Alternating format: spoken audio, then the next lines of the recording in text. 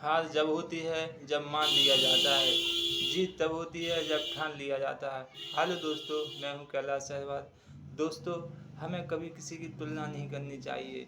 जो भी आप कार्य करते हैं, जिस कार्य में आपकी रुचि है, उसी को बेहतर बनाना चाहिए।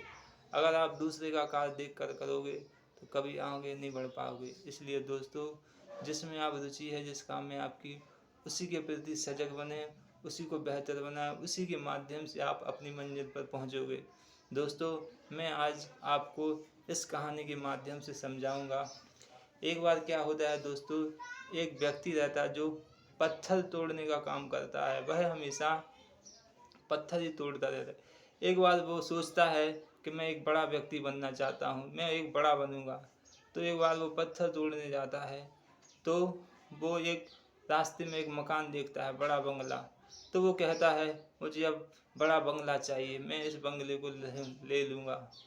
तो वो उस बंगले को देखता रहता है। इतने में एक नेताजी आते हैं जो बहुत बड़े नेता रहते हैं। उनके पीछे काफ़ी लोग आते हैं और उनकी बहुत सेवा होती है। उनके गले में बहुत मालाएं डलती हैं।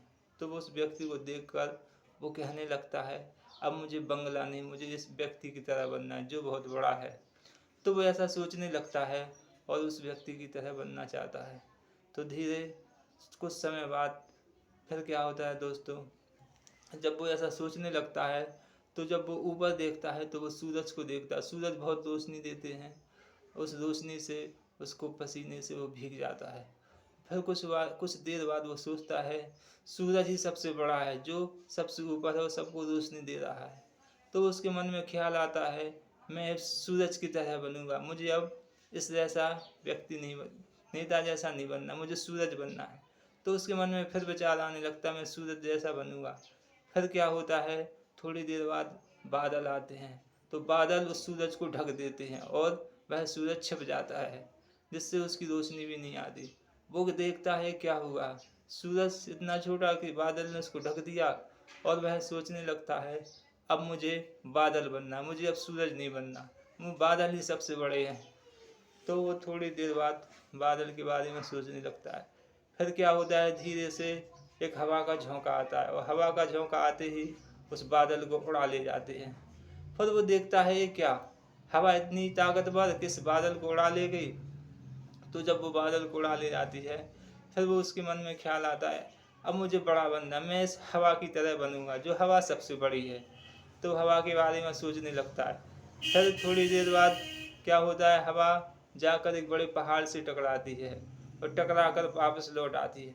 फिर वो उसके मन में ख्याल आया, ये क्या हुआ, हवा से इतनी छोटी कि बड़े पहाड़ को भी नहीं हटा सकी, पहाड़ सबसे बड़ा है, मुझे अब पहाड़ बनना है। क्योंकि पहाड़ यहाँ का वहाँ नहीं हुआ, उस हवा को उसने पीछे धकेल दिया।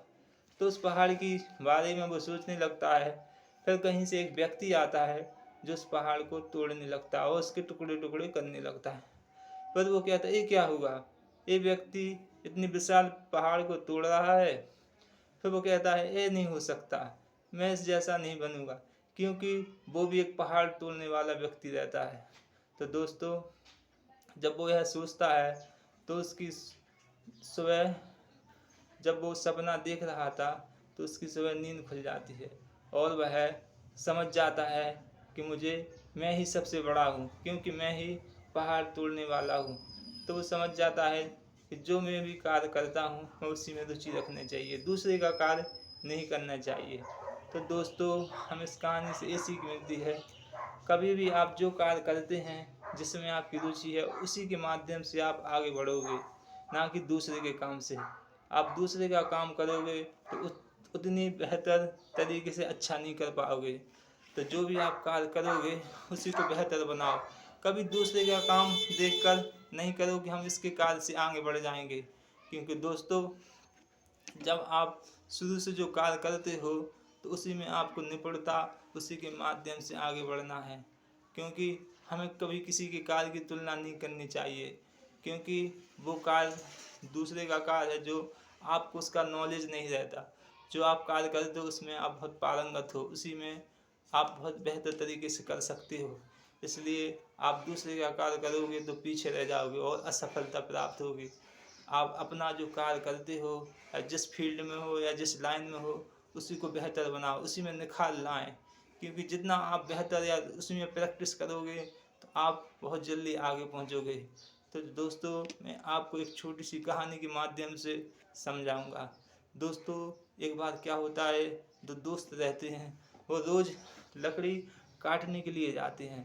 जो पहला दोस्त रहता है वो रोज़ अपनी कुल्हाड़ी में धार लगाता है, जो दूसरा दोस्त रहता वो अपनी कुल्हाड़ी में धार नहीं लगाता, वो ऐसे ही अपनी कुल्हाड़ी ले जाता और लकड़ी काटता है। जो पहला दोस्त रहता है जो दूसरे वाले से दुगनी लकड़ी और दुगने पैसे कमाता है, और जो दूसरा दोस्त रहता है वो उससे कम या आधे पैसे ले आके आता है।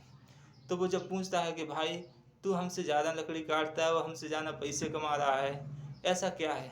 तो वो पहला बताता है कि भाई, मैं अपनी कुल्हाड़ी में रोज़ धार लगाता हूँ, इसलिए मैं आपसे तुमसे बहुत दुगनी लकड़ी काटता हूँ और दुगने पैसे कमाता हूँ।